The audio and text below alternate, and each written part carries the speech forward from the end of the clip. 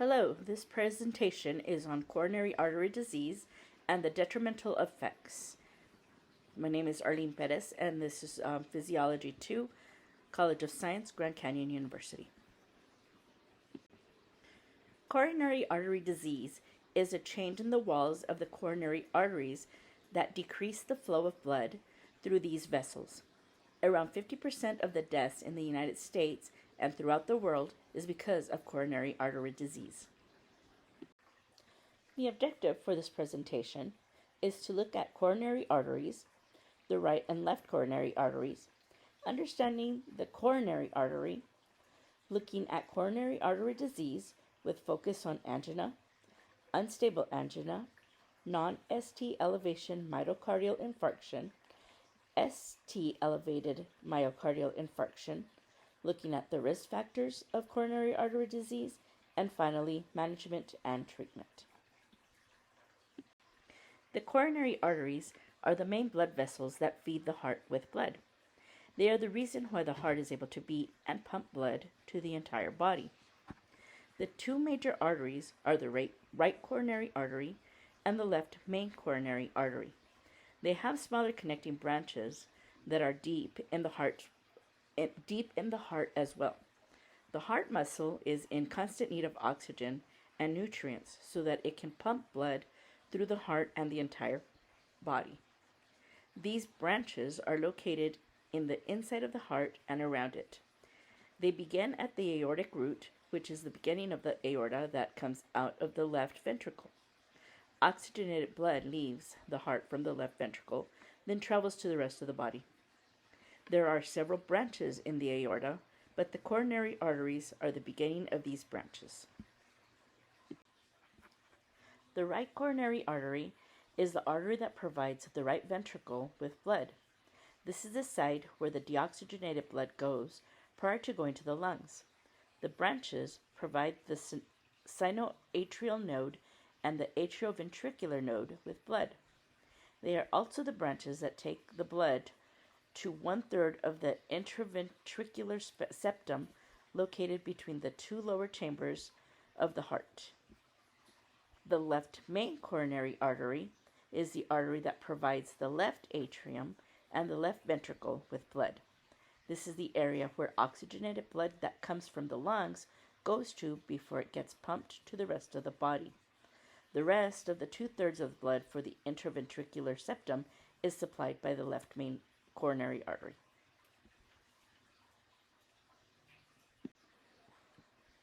The size of the main coronary arteries are around 3 to 4 millimeters in diameter, although this can be slightly different due to sex, body weight, and ethnicity. The coronary arteries are made of 3 layers: the tunica intima, media, and adventitia.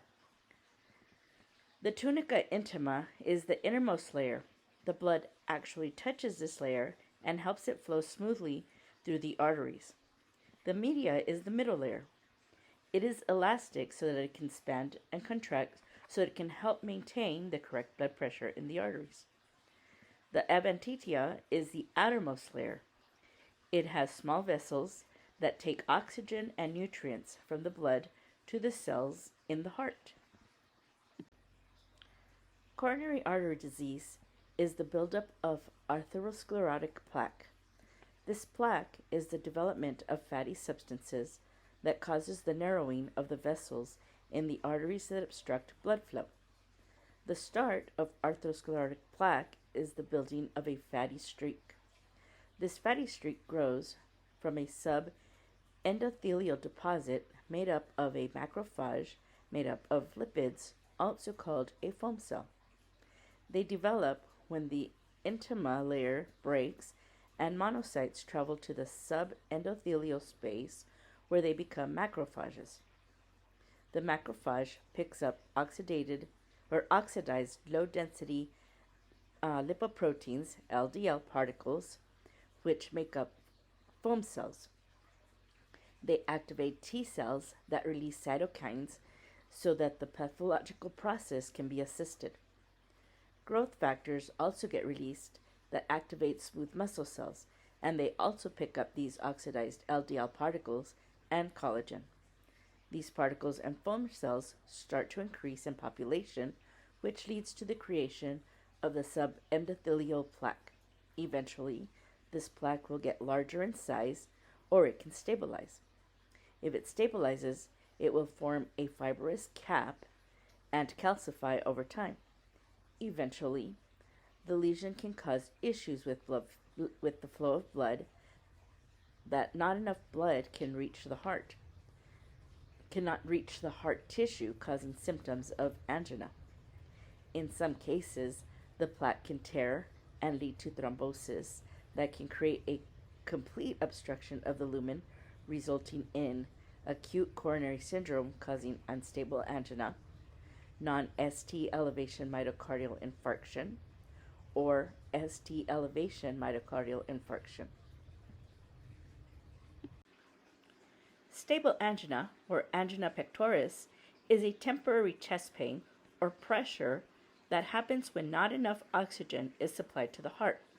When the heart muscles work harder, it needs more oxygen. When oxygen is reduced, it can cause an angina attack. The common symptoms of angina is chest pain from behind the breastbone or to the left of it. It can start slowly and increase in intensity shortly, then decrease in intensity or goes away. The chest pain has the sensation of tightness, heavy pressure, crushing feeling, or squeezing. The pain can spread to the arm, usually the left arm, radiating to the back, jaw, neck, and shoulders. In some cases, people can feel like indigestion. Angina can be predictable. It can happen when exercising, but should go away when exercise stops or slows down. It can also occur with stress. It can last from 1 to 15 minutes, but can be relieved by rest or taking a medication called nitroglycerin. Stable angina is not as serious as unstable angina, but it can be very painful and uncomfortable. A dangerous type of chest pain that can be the beginning of a heart attack is unstable angina.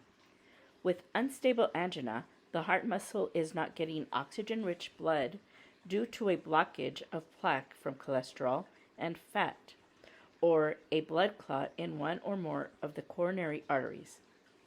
The plaque does not allow blood to flow due to atherosclerosis, which leads to coronary artery disease, which is the main cause of unstable angina. This blockage can lead to damage to the heart's muscles permanently. It is a more severe form of angina or chest pain that does not follow any particular pattern and usually gets worse. It can occur during mild physical activity or even without warning when resting, relaxing, or even sleeping. Angina is not a heart attack, but it can lead to a heart attack if not treated quickly. People who have a heart attack many times have unstable angina, exhaustion, or shortness of breath before experiencing a heart attack. These symptoms are usually felt days or even weeks before. Medical help should be sought out immediately because in some situations it can cause the heart to stop beating, which will lead to death. Symptoms of unstable angina can be tightness or crushing pain to the chest, spreading to the upper body. The chest pain comes without any kind of strain.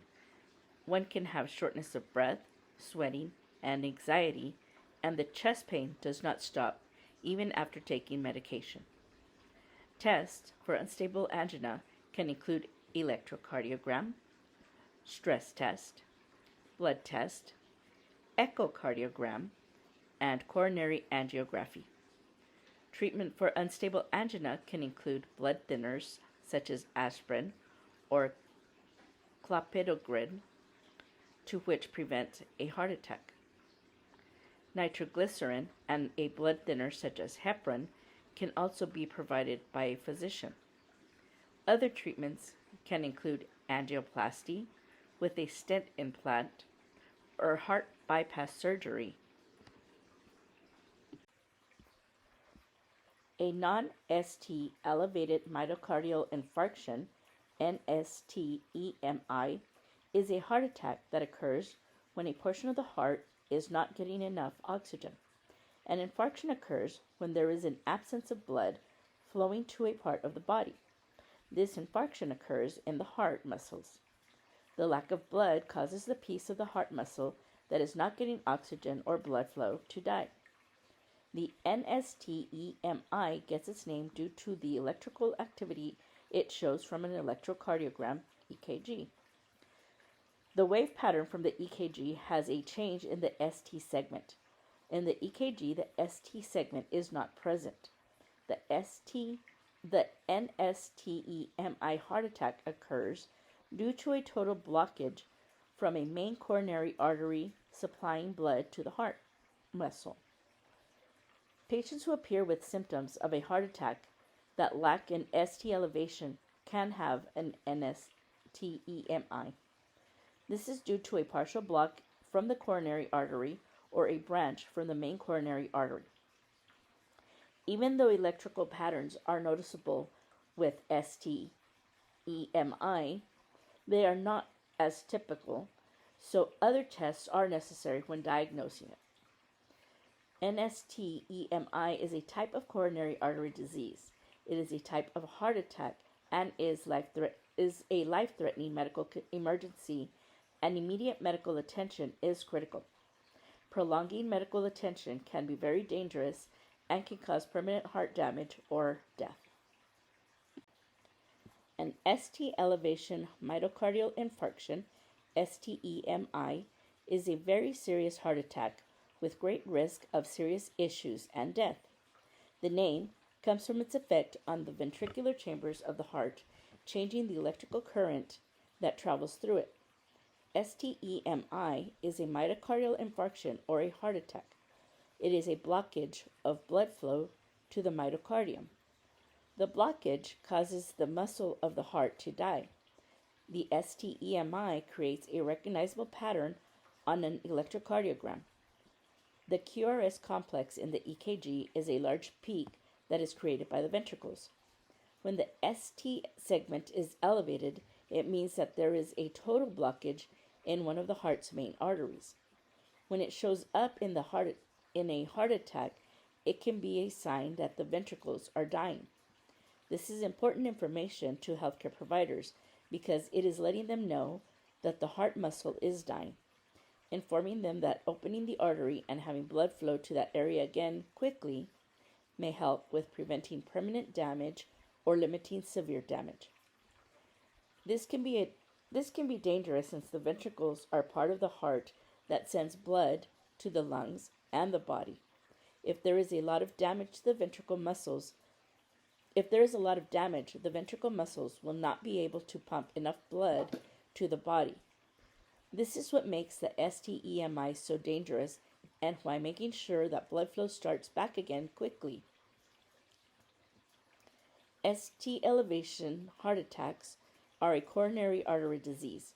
It is a dangerous heart attack and can sometimes result in death. Thankfully, new medications have been able to find ways to treat this condition. By understanding the condition, new medicines and treatments are continuing to become available. Like with all heart attacks, immediate medical attention is critical.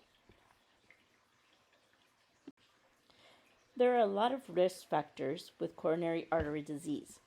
There are some that you can change and some that you cannot, but can be managed with lifestyle changes or medication.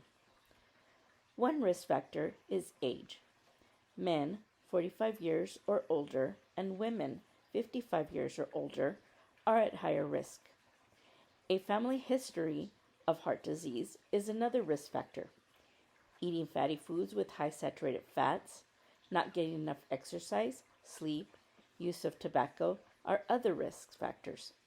Another risk factor is atherosclerosis, high blood pressure, high LDL, which is the bad cholesterol, or low HDL, which is the good cholesterol, and high triglycerides.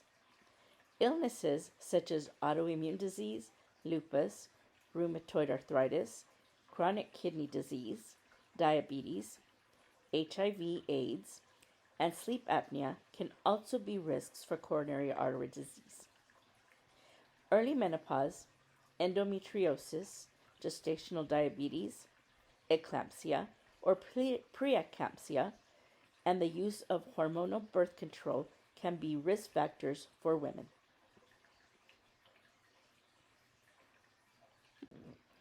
The treatment for coronary artery disease many times includes lifestyle changes, managing risk factors, and taking proper medications. In some cases, heart procedures or surgery are necessary. When it comes to lifestyle changes, changes include not using tobacco products, eating healthy foods that is low in sodium, saturated fats, trans fats, and sugars. Staying active, exercising at least 30 minutes a day can also be very beneficial. Limiting alcohol is another way to manage coronary artery disease. Talking to your healthcare provider about treatments and management of risk factors is very important. Using medications that help manage coronary artery disease or factors that can lead to coronary artery disease can be very important. Sometimes procedures and surgeries may be necessary. A percutaneous coronary intervention, PCI, is a minimally invasive procedure, also known as coronary angioplasty. This procedure reopens the blocked artery so that improvement of blood flow to the heart can improve. A stent can also help with keeping the artery stay opened. A surgery for coronary artery disease is coronary artery bypass grafting, or CABG. It is a surgery that makes a new route for blood flow around the blocked area of the heart. This bypass brings back blood flow to the heart so people with severe blockage can receive blood flow to necessary areas. Coronary artery disease is a change in the walls of the coronary arteries that decreases the flow of blood through these vessels. Coronary arteries are the main vessel of the heart. Buildup of atherosclerotic plaque to these arteries leads to coronary artery disease. Coronary artery diseases are stable angina, not so serious disorder of the coronary artery disease that can be treated with medications. Unstable angina is a dangerous type of chest pain. It is the beginning of a heart attack. Not a heart attack, but can lead to a heart attack. This can be treated with nitroglycerin and blood thinners. Non-ST elevated myocardial infarction. It is seen with an absent ST segment. It is a heart attack, so immediate attention is necessary. ST elevated myocardial infarction is a serious heart attack with great risk of serious issues and death. It is characteristic of an elevated ST segment. Risk factors are many, though management and control of them one can manage the risk factors. Management and treatment include lifestyle changes, managing risk factors, taking proper medication, and in some cases, heart procedures or surgery if necessary.